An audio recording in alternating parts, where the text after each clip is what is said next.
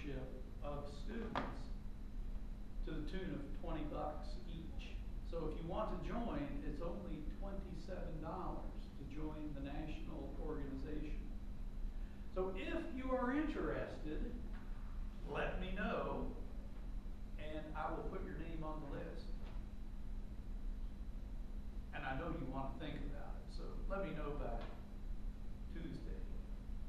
Okay, so are there any questions about the readings? No? Well, all right. So we will continue with our journey through the Renaissance. And where we left off from Tuesday, Mr. Wells, are you interested in joining the AIAS for the paltry sum of $27?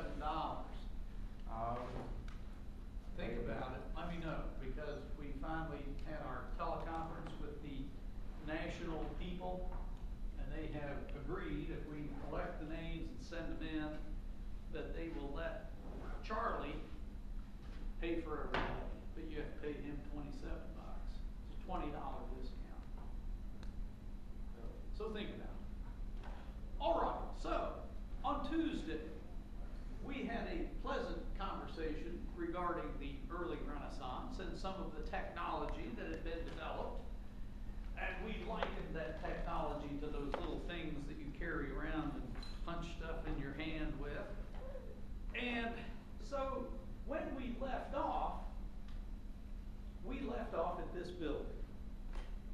And we had spoken Tuesday a great deal about that technology known as linear perspective, and how that linear perspective and the drawing and even the painting of the time influenced what Renaissance architecture ended up being.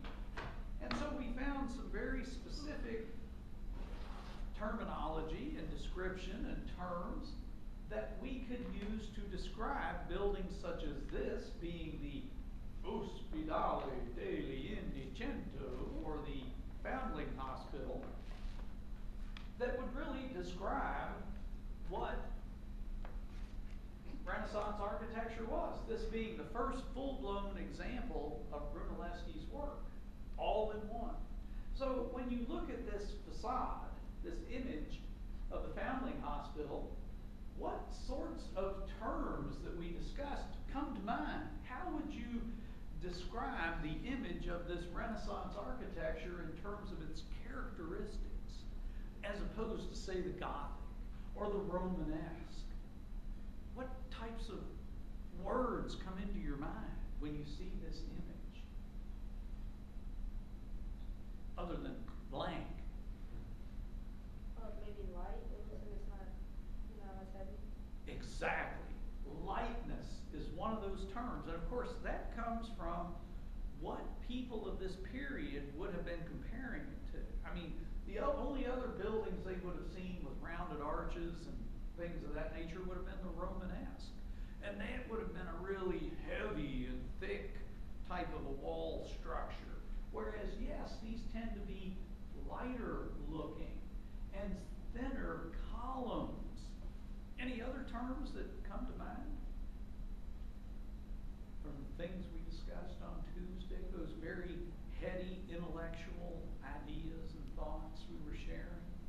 We were really communing there for a while. It was wonderful. Oh, but it was all for naught. How about a basic design idea like symmetry? A lot of symmetry there. Draw a line down the middle, everything happening over here appears to be happening over there. So yes, symmetrical design is a part of it, and also order. Always order.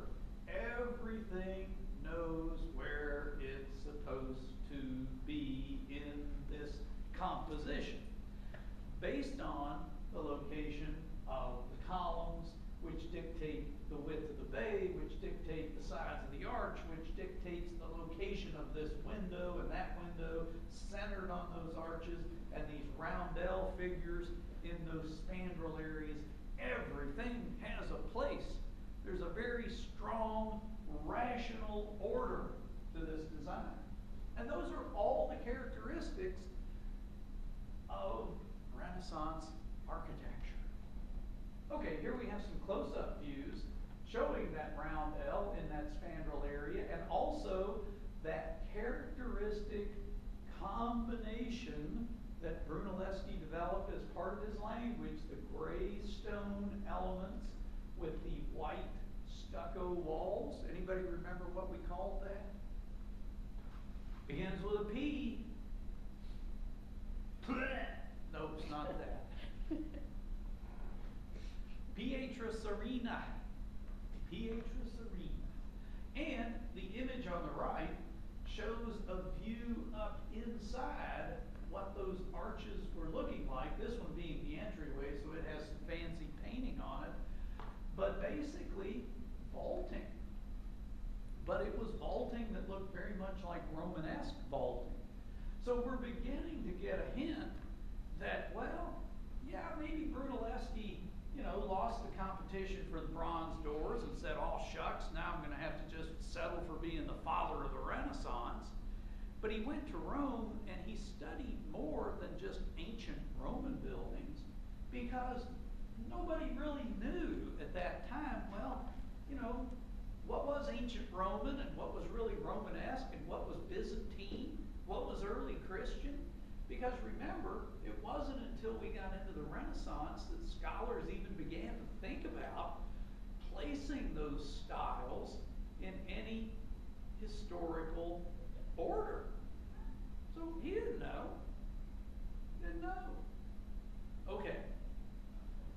Another of Brunelleschi's great early works that is a culmination of all these ideas is this building right here, which is the chapter house for the Church of Santa Croce, which is over here.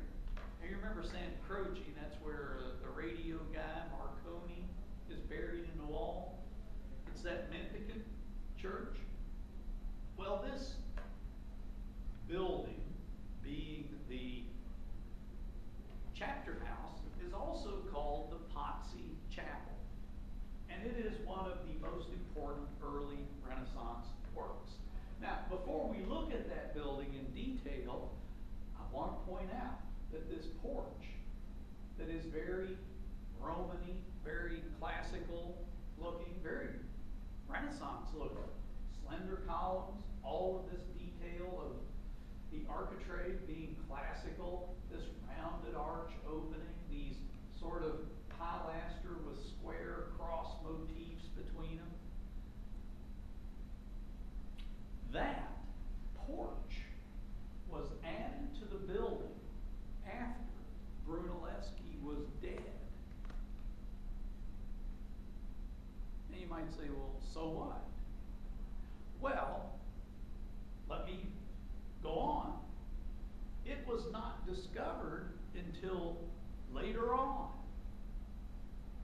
that it was built after Brunelleschi's death. And you might say, well, wait a minute, what do you mean, later on? Well, you have to understand that even though this was the Renaissance, people still weren't writing stuff down. So the point I'm trying to get at, and what Trachtenberg is trying to tell us, that it was discovered much later from some dates, I guess, that were etched on the inside of the stones of this porch, that it was significantly after Brunelleschi's death that it was built, meaning he didn't design it, which means that the style that he had created, if you will, was by that time so imitatable, so copyable, that, well, somebody else designed it and they built it, and it blended in so well that for years and years and years afterwards, everyone assumed Brunelleschi did that too, but he didn't.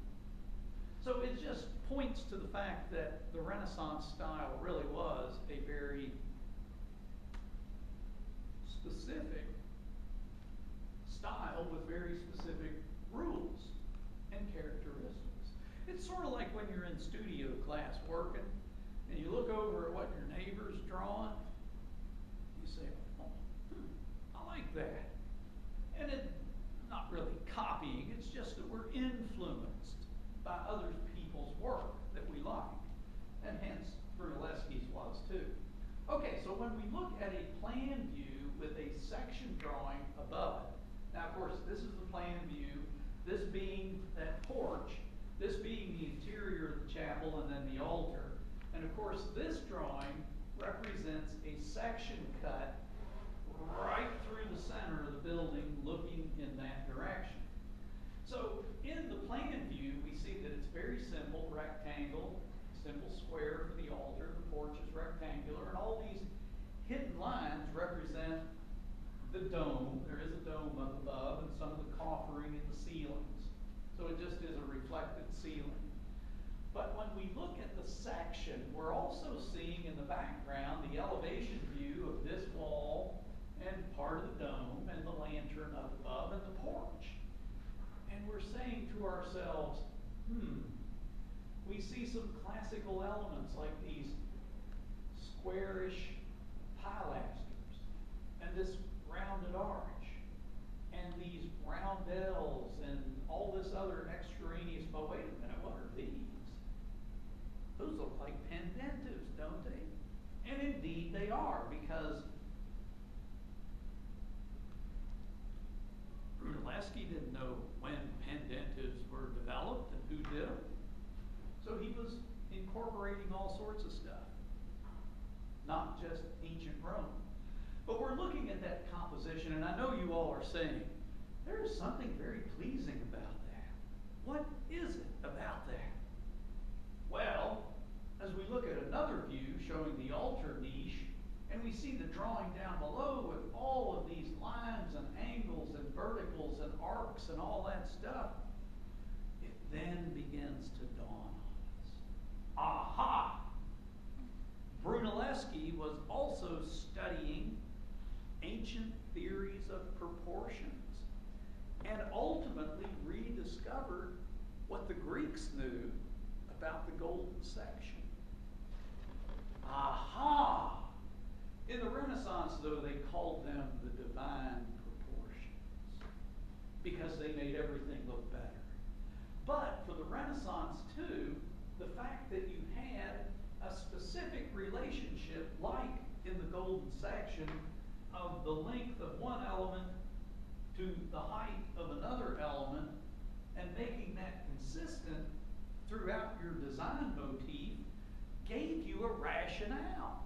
It gave you a reason to explain exactly why everything falls exactly where it falls in the size and the shape and the height and the width based on those proportions. So the width of this rounded arch motif is dictated to be that wide and that tall based on those proportions. The same is true of the base here of this arched opening. And so it all becomes wonderfully understandable.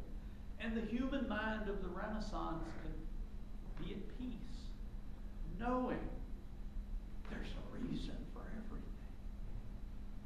And that was important to them. Okay, so more interior views, and all of this interior detailing, all these pilasters, all this cornice work, and architrave work, and these arches, and that vault, and all these decorative pieces, even the floor tiles. Here we have again another example of the flooring, tying all of this space and elements together. It's almost as if he created this three-dimensional grid of these proportions to locate everything and create this Renaissance space. But the other thing we notice about this is, just like with the Church of San Lorenzo, it's very fixed. It's not going anywhere. It's very clearly defined, just like a perspective drawing is, from your specific perspective. And when you move around, it doesn't change. You change, but it doesn't change. It's not like your cell phone. It changes. This image doesn't change. So you got to keep walking around and finding, okay, where am I supposed to stand? How about right here? Yes, that's the spot. Okay, more details of the porch. And look at the entryway under that porch roof. We see more pendentives. We see decorative elements in the ceiling, which we can also see from this side view. We're standing over here where this white-haired guy is in this image. And we can see the pendentives mixed in with the barrel vaults and the coffered ceilings and all of the decorative, architectural, classical elements. This whole barrage of classicism and Byzantine and Romanesque. And here we have the pigeon eye view of the space, once again showing how the floor pattern really does relate to everything and tie it all together. Everything knows where it is supposed to be. And it is highly symmetrical, it is highly ordered, and highly classical. And the Pietra Serena abounds. Okay, so this Renaissance view of history we keep talking about.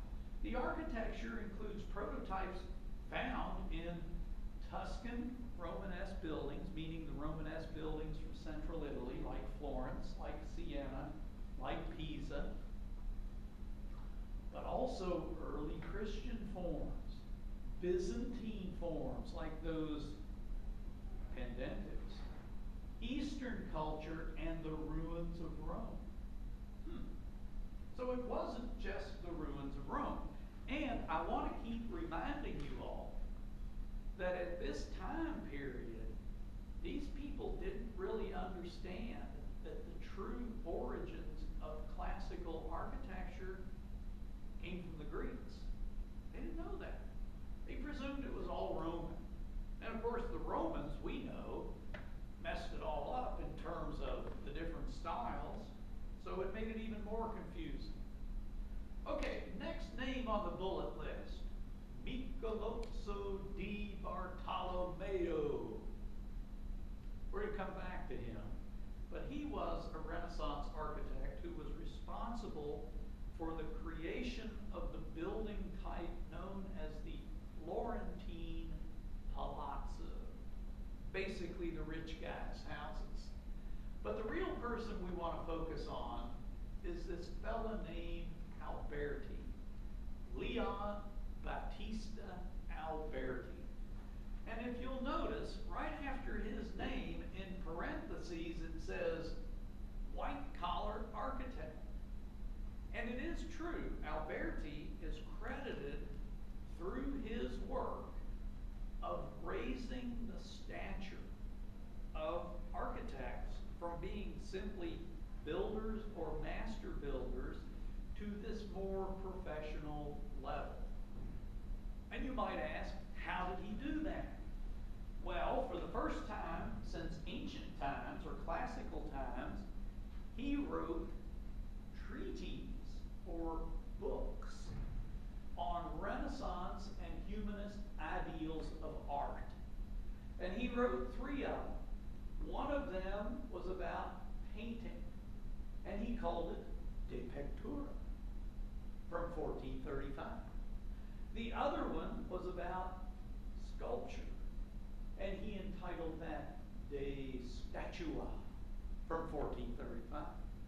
But the big one was his treatise on architecture, De Re Edificatoria Libri 10, or his 10 books on architecture.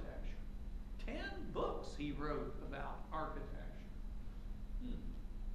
Okay, a little bit more about Alberti and why he was able to do this.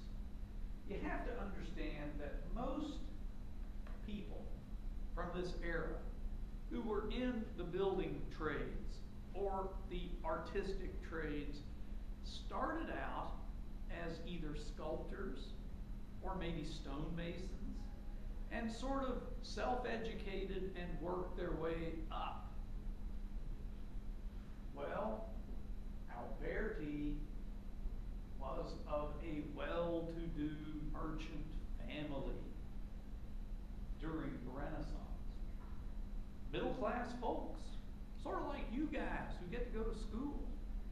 Alberti didn't have to start out working in one of those shops like we saw in the video with those artists on the Ponte Vecchio using those torches and making those little pieces of gold jewelry and all that stuff. He never had to do that stuff. Instead, he was free to pursue his scholarly interests about art and architecture. And he did. So in the beginning, he was just that. He was a scholar. He really didn't design, didn't build. And the first types of commissions that he got were mainly remodelings or additions. It wasn't until later on that he began to build some significant churches and other buildings. Okay, so what we're really seeing with Alberti is a more and more scholarly approach to studying what the ancients did. And that was sort of what he devoted his life to, was to that scholarly pursuit of what the ancients were all about and why they did what they did. Now, you all are too young to remember, but back in the 1970s, one of the toy companies marketed a toy that was specifically geared toward only children, which Alberti was. And this is my theory. This toy from the 1970s was this life-size, like little brother doll. And they called it My Buddy. And they'd have these TV commercials showing this poor only child being alone all the time, but oh, he's got my buddy with him. So, they could sit and watch TV together. And they could go out in the yard together, and whatever they did. It was really kind of hilarious. Well, it's my theory that Alberti's parents felt sorry for him, and they bought a My Buddy for him. Except his My Buddy was really named Vitruvius. Now, anybody ever heard of Vitruvius? Well, we have a copy of his book in our library. He wrote a book on architecture. And he is an accepted phenomenon, believed to be real. And in his research and study of materials in Rome and in archived places, allegedly Alberti discovered this book from ancient Rome, written by this guy named Vitruvius. And it was about architecture.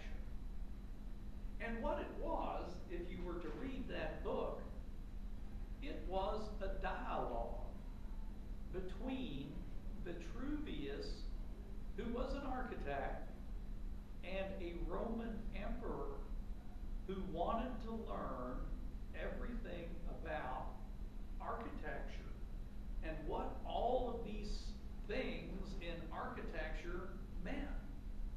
These building motifs, these details, where'd they come from? And that's what the book is about. It's about this Roman emperor and Vitruvius having these conversations. What's that column? What's that capital? What's that door opening? What's that pediment? All those things. And Vitruvius is explaining all these things to the emperor. What a find that would have been in this period. Alberti found that book. So it was like the key to learning about ancient architecture.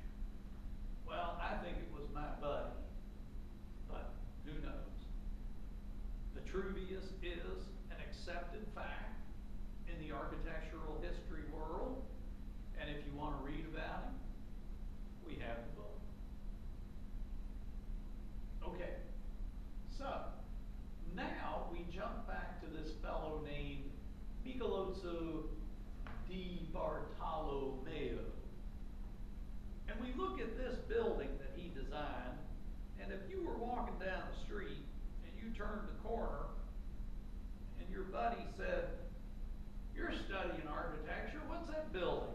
What's it used for?" What might you answer?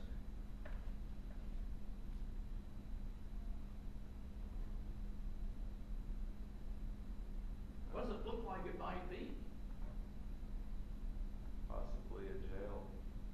Well, yeah, kind of looks like a jail, maybe a warehouse. Would you believe it was the palace of the wealthiest family in Florence? Well, You wouldn't believe that. it's just a box. It's just a box. It is a 40-room box that was designed for the Medici family by Michelozzo. And you might say, well, why in the world would they want such a plain, old, ugly-looking box? And in order to answer that question, I have to tell you that still, during the Renaissance, these cities, these city-states, where all this great artistic activity and wealth was occurring, Florence, Siena, Pisa, they were still pretty treacherous places to live. And the Medici were afraid of human nature, because the Medici, being the banking family, were so fabulously wealthy. They didn't want a house that would show off what they had. They didn't want to be ostentatious out of fear that other guild families would be jealous and say, "You got that much money? We don't have that much money." You know how humans are. They're jealous.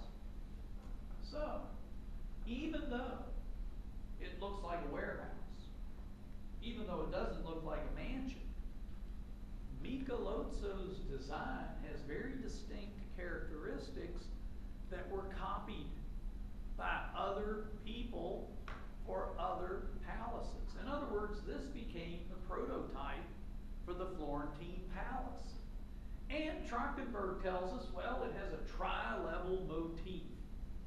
Well, sure, you can see 3 levels separated by these horizontal cornice pieces, and it has this heavy overhanging cornice at the roof. Well, believe it or not only was this building influential for other Florentine buildings, but it was also influential for the next several hundred years up through the 19th century. It became the prototype for basically all downtown, if you will, buildings through that period, what they call the loft building. We still have some loft buildings in downtown Lexington. If you go to cities like Winchester, there are loft buildings. They're buildings that have a store on the first floor on Main Street, and then the second floor might be storage or offices, and the third floor might be an apartment or two. So, the loft building. And the loft building became the prototype in the late 19th century for the first skyscrapers. They literally took this building form and used the stretch command, gave it multiple floors. So this building was really very influential, not only in its own time, but for several hundred years to follow. Okay, other characteristics we notice. The first level of that tri-level motif has very rough, rusticated stone. The second level is a little bit smoother, but the third level gets very smooth. And of course,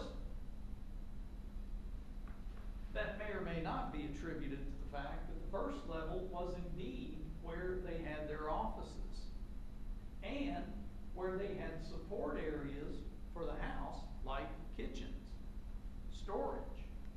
The second level, what they called the piano nobile, or the noble floor, was where all of the public rooms were, what we would call their living rooms and dining rooms and banquet halls. And the third level was reserved for the private quarters of the Medici. That would be where their bedrooms, dressing areas, places like that would be on the third floor. Okay, so they didn't always live in this palazzo. As a matter of fact, subsequent generations built another palazzo across the river from downtown. And to illustrate how treacherous the life was there, if you go to Florence, you know, Florence has an urban fabric of sort of like what you see in this picture, 3, 4-story buildings that are pretty close together, well attached except for intersecting streets. So they built, from across the river in their new palace, they built a second floor enclosed sidewalk that went across the river along the buildings leading all the way to their offices. And why did they do that? They did that out of fear, because they also, every couple of 100 yards, had stationed guards. And the sole purpose of those guards and that elevated enclosed sidewalk was to allow the Medici to get from their palace to their offices without fear of being assassinated. Now, did any of you all hear in the news of late that Donald Trump is considering living in his Trump Tower while he's president? They do that? Sure, they can do that. So they were talking about the fact that, well, if he did that, the people who have businesses within several blocks would be basically out of business, because the security, they wouldn't let anybody near the base of that building. So they'd be out of business. 5th Avenue in New York. Bummer. Well, the more things change, the more they stay the same. The Medici had to have covered sidewalks elevated off the ground level with guards to get to work. Also, that artist that we heard about in the video, he was a monk. Fra Angelico, they called him. He did all those paintings in the monastery of San Marco. He was a priest, a monk, an artist. During the Renaissance, he was burned at the stake in the town square. Why? Because he got on the wrong side of the Medici. And there became these political and theological differences that ended up in him being executed, burned at the stake. So all of these wealthy, intellectual, artistic patrons still practice some pretty brutal things. We normally associate burning at the stake with more primitive, savage cultures, but that was still going on during the Renaissance. Okay, so the building had a courtyard, and we see that courtyard here, or a portion of it, and now they park Fiats in it, if you go there. But even though the building was very plain on the exterior, remember, these were rich folk. The interiors were incredibly lavish. Lots of inlaid marble in the floors, in the walls, walls of paintings, architectural detailing, rich woods, hand-carved, beautiful furniture. So the interior was pretty nice. Okay. Now, this fellow named Alberti, one of his early big commissions was this church. Not the church itself, but the facade of the church. Because this church, Santa Maria Novella in Florence, is a Gothic church. But like many other Gothic churches up to this time, they had never put a facade on it. So Alberti got the commission to do the facade. And hence, this is sort of the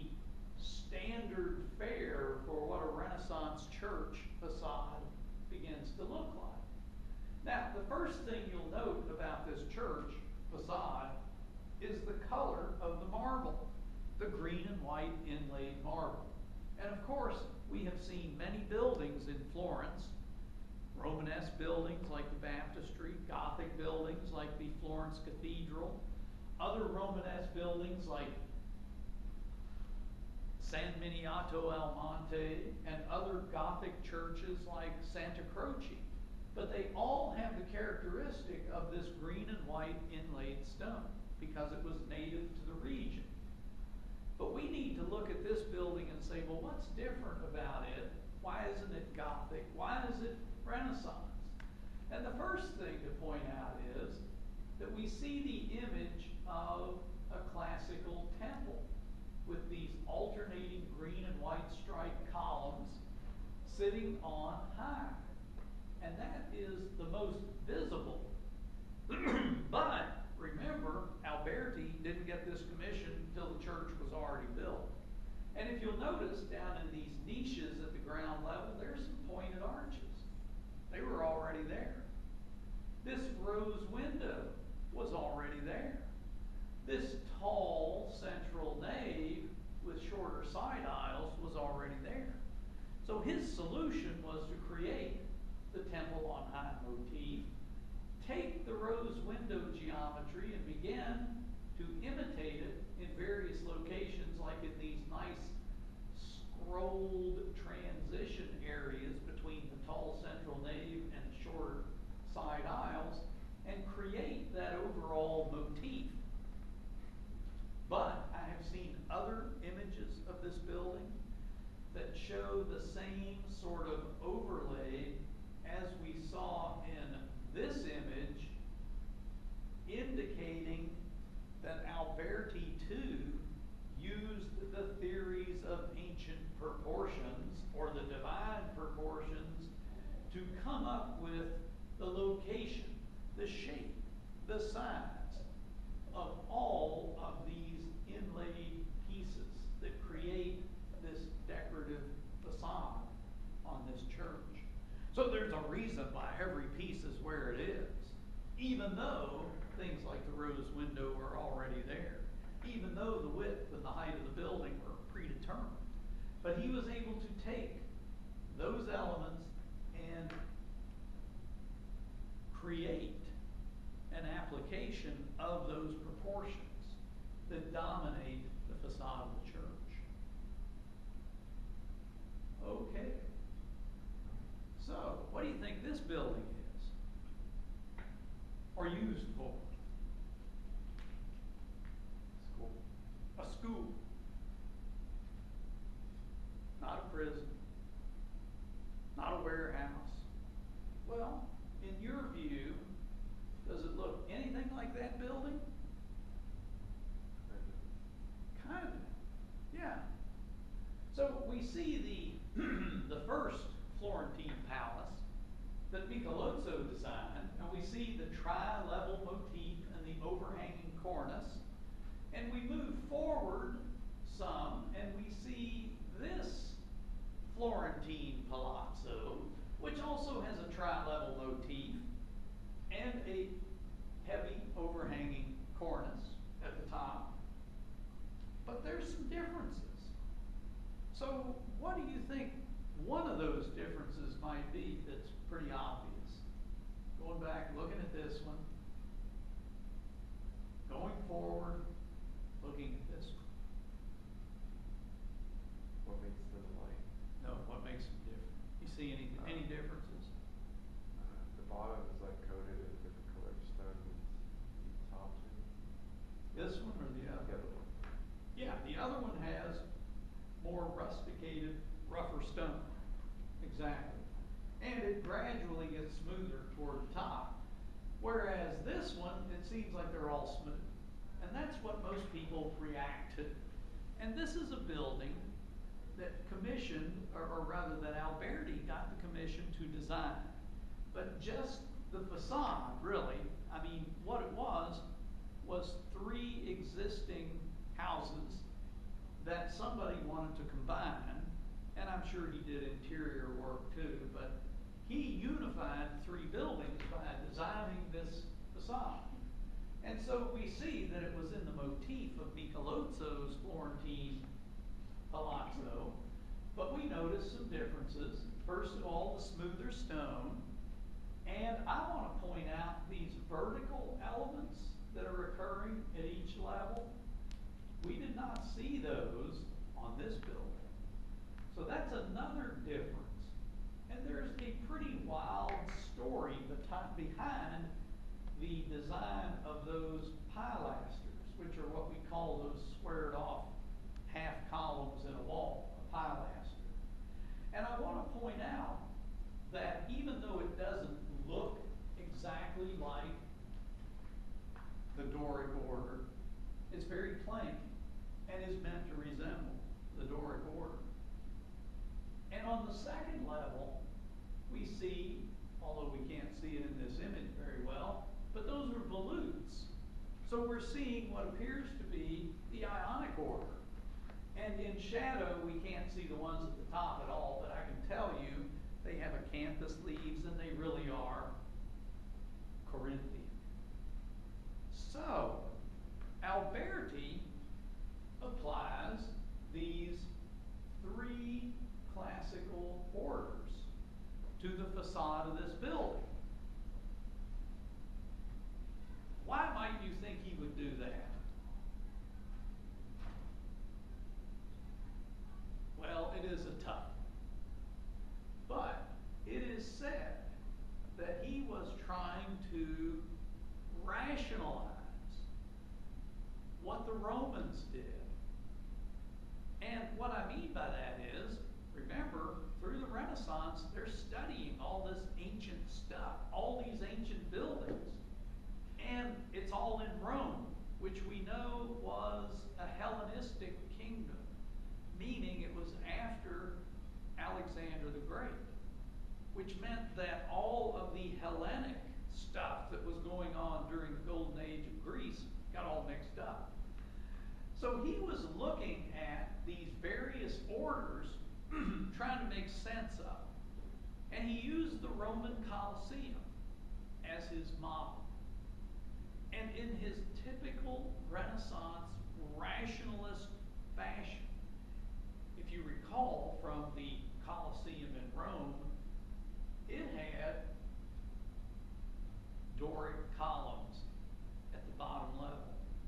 And it had Ionic in the middle and Corinthian at the top. And so he rationalized it in the same way I rationalized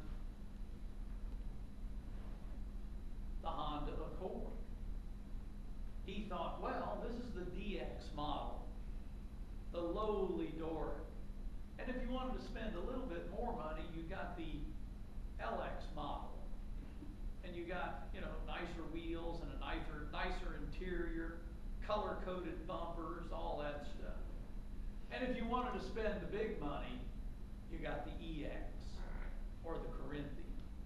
So he was interpreting it as being simply a level of trim, not understanding what we know about how each one of those orders was directly related to the culture and the civilization of the people who developed them.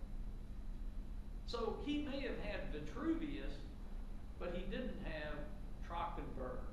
As a matter of fact, it's very important for us to note that at this time during the Renaissance, they had no clue that it was really the Greeks who originated classical architecture. As a matter of fact, humans in the West don't rediscover that for several hundred more years. Okay, and I threw in this painting, this portrait, to give an example of Renaissance portrait painting of one of the Medici. Not sure exactly who he is, but he's not Cosimo, I know that. And of course, there's Santa Maria Novella again, and if you ever get to go there, the painting that we looked at on Tuesday that was of the crucifixion, and it had the one-point perspective drawing next to it, and I was using that to illustrate Brunelleschi's one the effect it had on the worshiper, it's in this building. So if you go to Florence, make sure you go there and see that painting. Okay, other things that Alberti is noted for. This is a church a little bit farther south in Italy on the Adriatic coast in a town called Rimini. It's called the Church of San Francesco at Rimini. And this church, further illustrates on the exterior some of his ideologies about how to interpret ancient Roman architecture. Now, on the front facade, what's missing is the completed image of the pedimented temple front. But what we do see are the representations of the half columns below and these rounded arch openings. And what he's beginning to do here is superimpose images of ancient Roman buildings on top of one another. So we're seeing a classical temple superimposed by a Roman triumphal arch, whatever that means. But more significantly, along the side of the building here, you see these series of arches. Well, you'll notice they are not sitting on round columns. They are sitting on rectangular piers. And he wanted to make that statement from his studies that Alberti was right. Brunelleschi was wrong. Brunelleschi was putting arches on columns. And through his scholarly approach, Alberti found the ancients didn't do that. They always put them on square or rectangular piers. So what we're seeing here is, as we move through the Renaissance, more exact reproductions of what classical architecture was about. So that's the significance of this building. Now, his biggest accomplishment, the Church of St. Andrea, is shown in this photograph. And what you notice is the facade of the building first, and it too has that classical temple front motif superimposed by a Roman triumphal arch. But the other thing that we can see from this photograph is the top of the church in the background. And you can see it is significantly larger than the facade that he did. And that's because the church was based on an ancient Roman basilica in the ruins of the Forum called the Basilica Maxentius. And he wanted to scale down the facade to meet the level of the street scale. So he purposefully created this elevation, which is what would be seen from the street. This photograph is actually taken far enough away where you can see the height of the church, which you are not intended to be able to see from the street. He also took that motif of the rounded arch openings of the triumphal arch and repeated it down the side of the nave of the church, creating what modern architectural scholars refer to as architectural memory, repeating elements on the interior that are on the exterior. Okay, and then we end the early Renaissance with a transition building, a little church in Venice called Santa Maria dei Miracoli. And you can see that it is a small church sitting on this fondamenta next to the canal, and it has a dome on it. And if we could see the whole church, we'd see that this little gem of a marble-clad church is a central plan church.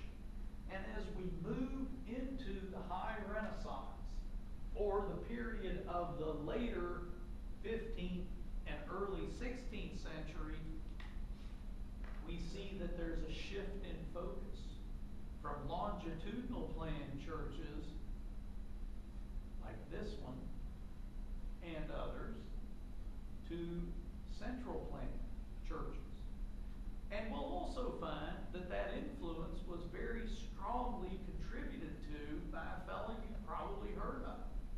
Leonardo da Vinci. You've heard of him, right? He's an artist, very influential on high Renaissance buildings, but he was not an architect and never had a building that he designed built. Okay, so as we shift into the next high Renaissance PowerPoint, we see indeed that in the early 16th century, the Renaissance movement shifted to Rome, mainly because of the influence of a particular pope named Pope Julius at that time. As noted, dominated by centrally planned or central planned churches, and one of the key figures, a fellow named Bramante, Donato Bramante, who was very much influenced by the work of Leonardo da Vinci. Bramante held the title of being the architect of St. Peter's, which at this time in history meant he was like the chief architect of the Western world. It was a position that if you aspired to be at, you would have reached the zenith of your architectural career.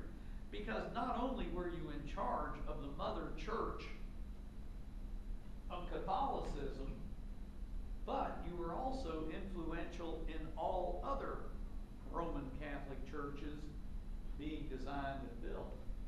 So, very important position. All right, so here we have the naked guy again. You've seen this image before, I'm sure. And it is said to be Leonardo da Vinci's interpretation of that fellow named Vitruvius, who wrote that book back in ancient Rome about architecture that Alberti found.